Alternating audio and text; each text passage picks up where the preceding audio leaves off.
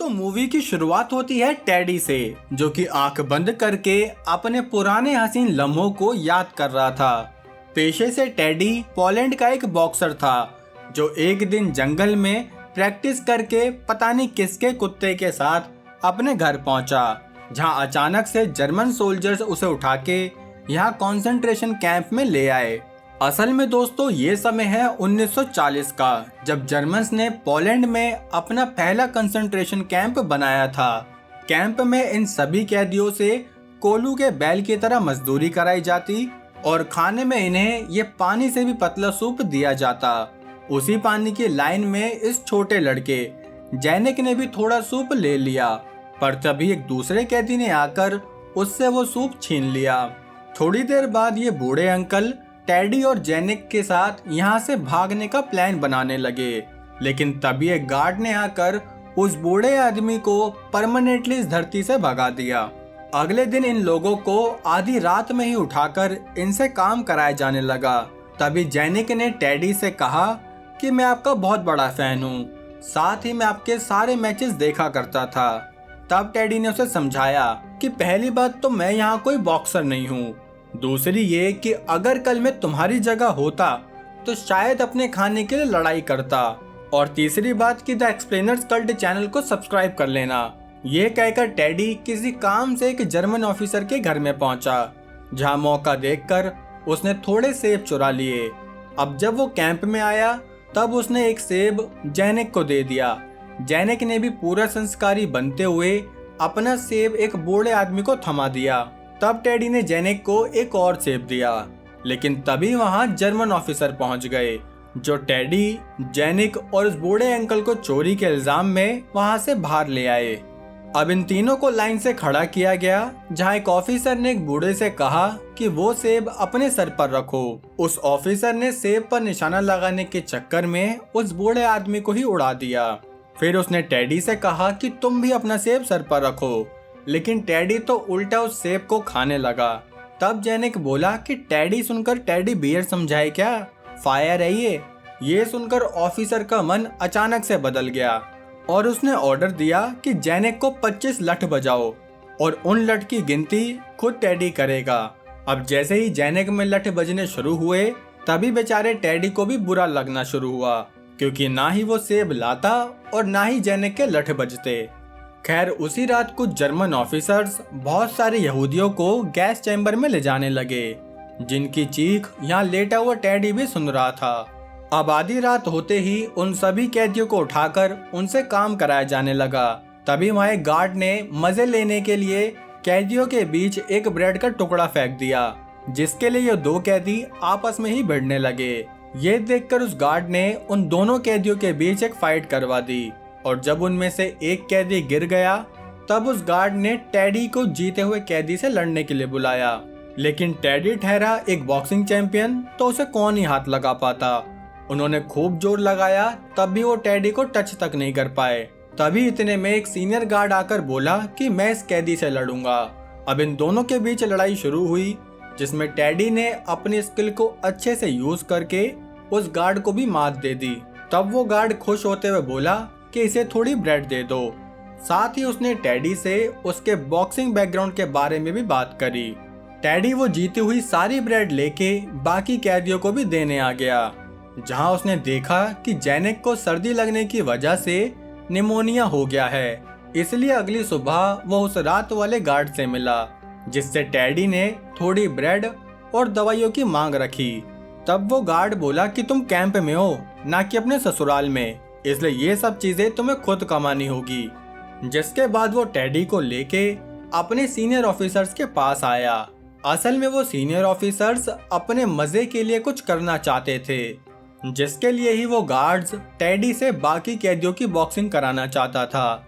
लेकिन उन ऑफिसर्स को लगा कि ये 1.5 पसली क्या ही कुछ बॉक्सिंग कर पाएगा, इसलिए शाम को टेडी का एक बॉक्सिंग मैच रखा गया, जहां इस 1.5 फुटिया ने बर्तन भांडे बजाकर मैच की शुरुआत कर दी। टेडी ने पहले ही मैच में पंचेस मार मार के अपने अपोनेंट बॉक्सर की आंतड़ियां हिला दी। ये देखकर उस गार्ड ने टेडी को खूब सारा खाना और बॉक्सिंग ग्लव्स दे दिए। साथ ही उसने टेडी की ड्यूटी एक अस्तबल में लगा दी ताकि वो जल्दी से अपना काम करके बॉक्सिंग प्रैक्टिस को भी टाइम दे पाए। फिर उसने कहा कि तुम क्लिनिक में जाकर अपनी मरहम पट्टी भी करा सकते हो। ये सुनते ही टेडी क्लिनिक में पहुंचा, जहां उसकी मुलाकात इस हेलिसिया नाम की लड़की से हुई। टेडी ने अपनी मरहम पट्टी करने के बाद डॉक्टर से निमोनिया की भी दवाई मांग ली।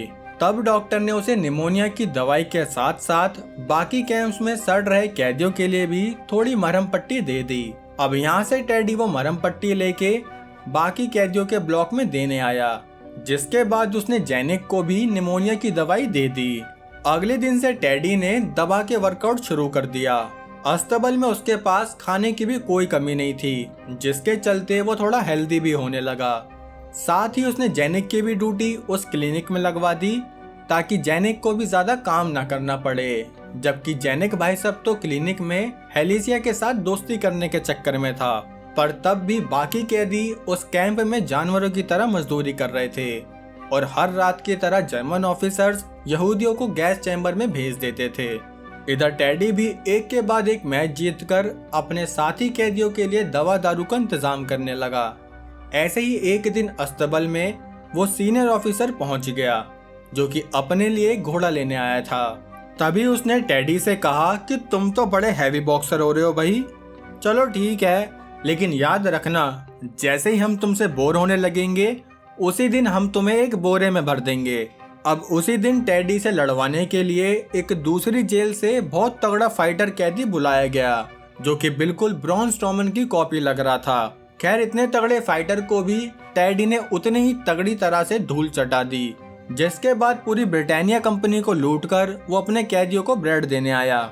यहाँ उस सीनियर ऑफिसर का बेटा एकदम से सीढ़ियों पर गिर गया, जिसके चेकअप के बाद डॉक्टर ने बताया कि टाइफाइड की वजह से आपके बेटे के बचने के चांसेस बिल्कुल ना के बराबर है। अगली सुबह टेडी भी अपने काम पर लग गया, जहां उसने देखा कि कुछ गार्ड्स एक रेडी पर यहूदियों की लाशें ले जा रहे थे। तभी उसने देखा कि उन लाशों में उस बॉक्सर की भी लाश थी, जिसको टेडी ने पिछली रात ही हराया था। जिसका मतलब वो समझ गया कि यहाँ हारने का मतलब आपकी मौत है। यहाँ से निकलकर टेडी कुछ यहूदी बच्चों को खाना खिलाने आया, जहाँ उसने देखा कि जेनिक और हेलिसिया के भी आपस में पेचे लड़ रहे थे। दूसरी तरफ उस सीनियर ऑफिसर का बेटा टाइफाइड की वजह से मारा गया। अपने बच्चे की मौत से वो ऑफिसर काफी दुखी हुआ, जबकि वो ये भूल गया कि वो रोज खुद हजारों यहूदियों को मारता है। इतने दुख में भी उसने यहूदियों पर अत्याचार करने में कोई कसर नहीं छोड़ी और फिर से उन्हें गैस चैम्बर में भेजने लगा। और पता है दोस्तों, अंदर ले जाने से पहले गार्ड्स उन यहूदियों को ये कहते थे कि आप सभी यहीं से कपड़े उतार कर जाइए, क्योंकि अंदर जाकर आप सभी को नहाना पड़ेगा, जिसके बाद आपको 56 भोग परोसे जाएंगे। और ये झूठ सिर्फ इसलिए बोला जाता था ताकि कोई यहूदी ज्यादा चैंचे ना करे और चुपचाप बड़ी खामोशी से हमेशा के लिए खामोश हो जाए। तभी वहाँ 2 गार्ड्स हेलिसिया को पकड़कर ले आए और बोले कि ये लड़की अंदर से खाना चुरा रही थी। ये सुनकर ये गार्ड कम भालू हेलिसिया से बोला कि तुम भी गैस चैम्बर में जाने के लिए अपने कपड़े उतारो। जिस बीच उसने हेलिसिया पर अपनी गन भी पॉइंट कर दी, लेकिन तभी पलक झपकते ही हेलिसिया ने वो गन छीनकर उस भालू का कचालू बना दिया। तभी बाकी गार्ड्स ने उस पर और यहूदियों पर भी फायरिंग शुरू कर दी। ये सारा कांड खुद जेनिक भी देख रहा था, जिसके बाद वो रोते हुए टेडी के पास पहुंचा। ये सुनकर टेडी भी बहुत उदास हुआ, लेकिन अभी उसे जेनिक को संभालना था। यहाँ उस फायरिंग में इस सीनियर ऑफिसर के 3 किलोमीटर दूर से एक गोली गई थी, तो इन भाई साहब को लगा कि इसका भी इलाज करा ही लेना चाहिए, जिसके लिए क्लिनिक में पहुंच गया, जहाँ अंदर जेनिक भी पहले से था। जेनिक को देखकर ऑफिसर के दिमाग में पता नहीं क्या आया कि उसने जेनिक को अपना बंदी बना लिया। अगली सुबह वो अस्तबल वाला गार्ड टेडी को एक जर्मन बॉक्सर के बारे में बताने लगा। तभी टेडी ने सोचा कि अगर वो उस जर्मन बॉक्सर को हरा दे तो फिर सीनियर ऑफिसर जेनिक को छोड़ देगा। यही बात डिस्कस करने वो ऑफिस में पहुंचा, जहां ऑफिसर बोला कि चलो मान लो, अगर तुमने हमारे बॉक्सर को हरा भी दिया तो भी मैं जेनिक को क्यों छोड़ूं। तब टेडी बोला कि अगर आपने जेनिक को नहीं छोड़ा तो मैं आज से ही सारी फाइट्स बंद कर दूंगा। और टेडी आज तक एक भी फाइट नहीं हारा था, इसलिए उसका जोश देखकर ऑफिसर ने इस डील के लिए हाँ कह दी। लेकिन उसके जाने के बाद उसने अपने गार्ड से कहा कि कुछ भी हो जाए, लेकिन ये हमारे बॉक्सर से नहीं जीतना चाहिए। अब रात को मैच शुरू होते ही हमेशा की तरह टेडी ने अपने अपोनेंट के तोते उड़ाने शुरू कर दिए। ये देखकर जर्मन ऑफिसर थोड़े परेशान होने लगे कि कहीं टेडी हमारे बॉक्सर को ना हरा दे। इसलिए एक ऑफिसर ने अपने गार्ड के हाथों टेडी के पास दारू की कैन भिजवा दी, जिसको पीने के बाद सेकंड राउंड में टेडी लड़ते लड़ते टेडी बियर की तरह झूमने लगा। लेकिन वो तब भी बोला कि मैं इस बॉक्सर से लड़ना चाहता हूँ। इतने में ही उसके सामने जेनिक को लड़ने के लिए लाया गया। तब टेडी बोला कि मैं जेनिक को टच भी नहीं करूंगा, लेकिन जर्मन उस पर गन पॉइंट करके बोला कि लड़ो वरना हम जेनिक को मार देंगे। अब वो दोनों कुछ सोचते कि इतने में गार्ड ने जेनिक पर शूट करके उसे मार दिया और बेचारा टेडी ये देखकर रोता ही रह गया। उसके बाद दो गार्ड्स ने टेडी को कैंप के बीचों बीच एक खंबे से लटका दिया। वो बेचारा रात भर उसी खंबे से लटका रहा। अगली सुबह गार्ड ने आकर उसे खोला, क्योंकि भाई अपना काम भी तो कराना था ना। लेकिन टेडी काम करने की बजाय उस जगह गया जहां हजारों यहूदी लोगों की लाशें जलाई जाती थी और वहीं जेनिक को भी जलाया गया होगा। टेडी वहीं दुखी होकर उस राख वाले गड्ढे में लेट गया, जहां वो अपनी जिंदगी से, अपने सपनों से सबसे हार मान रहा था। तभी उसने अपनी आंख बंद करी और जब उसने अपनी आंख खोली तो देखा कि उसके सामने एक लकड़ी का टुकड़ा था। ये टुकड़ा ऐसा वैसा टुकड़ा नहीं, असल में जब जेनिक लकड़ी का काम करता था तब उसने उस लकड़ी से अपने गॉड की एक मूर्ति बनाई थी, जिसको टेडी ने इस गड्ढे से निकाल लिया। अब उस मूर्ति को उठाकर वो सीधे उस जगह पहुंचा जहां वो जर्मन बॉक्सर कमजोर कैदियों से लड़ रहा था। तभी टेडी बीच मैच में ही उस बॉक्सर से लड़ने रिंग में घुस गया। ये देखते ही बाकी ऑफिसर्स ने टेडी पर शर्त लगानी शुरू कर दी, जबकि टेडी के हाथ तो रात भर लटके होने की वजह से बुरी तरह घायल थे, जिसकी वजह से उसके लिए अपने हाथ उठा पाना भी बहुत मुश्किल हो रहा था। अब इस बात का फायदा उठाकर उस जर्मन बॉक्सर ने टेडी पर हमला शुरू कर दिया, जिससे कि एक पंच में टेडी नीचे गिर गया। लेकिन गिरने के बाद भी वो फिर से उठ खड़ा हुआ, जिसे देखकर सारे लोग उसके लिए चीयर करने लगे। पर तब भी उस जर्मन बॉक्सर ने टेडी के पंच मार मार के जगह जगह से खून निकाल दिए। थोड़ी देर तक पिटने के बाद टेडी अपने असली रूप में आया और फिर उसने जर्मन बॉक्सर के मुंह पर जोरदार पंच रख कर दिया, जिससे कि वह बॉक्सर वहीं गिर पड़ा और एक बार फिर से सच्चाई की जीत हुई। मतलब हमारा टेडी जीत गया। सभी लोग उसे चैंपियन चैंपियन कह के चीयर करने लगे। यहाँ से कहानी थोड़े आगे आई, जहाँ टेडी उस कैंप से वापिस अपने कपड़े पहनकर और अपने बॉक्सिंग ग्लव्स लेकर बाहर जा रहा था, क्योंकि गेम्स चैम्बर के कमांडर ने उसका ट्रांसफर एक लीग में कर दिया था, जहाँ टेडी जर्मन्स के लिए ही फाइट करेगा। कुछ और समय बाद जब वर्ल्ड वॉर 2 खत्म हुआ तो टेडी वापस से पोलैंड में पहुंचा, जहां उसने अपनी बॉक्सिंग एकेडमी खोलने का सपना पूरा किया।